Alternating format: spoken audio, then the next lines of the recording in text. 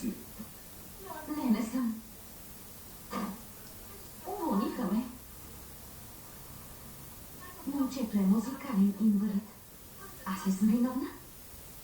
Плащат ми да го уча, но аз не правя чудеса. Като бях малка, дори спях с челото си. Той имаше своя възглавница. Той е пиплю.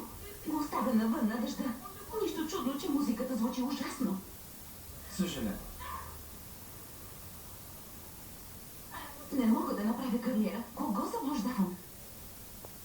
Обзалагам се, че ще ти улекне, като намериш Джак. И кучето ми го няма.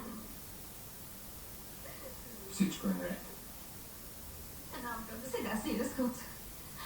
Ще убия това куче. Непрекъснато изчезва. Обикновено се връща, но този квартал му е непознат. Ето какво. Обещавам да намеря куче. Ще бъде при теб до 2 часа.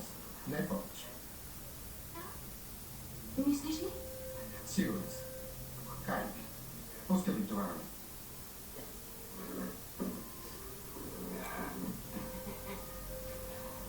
Майко, мила. Добре ли си? Да, обикновено тренирам с гири. Това тук е доста удобно. Този парк е страхотен. Ако бях куче, щях да съм тук.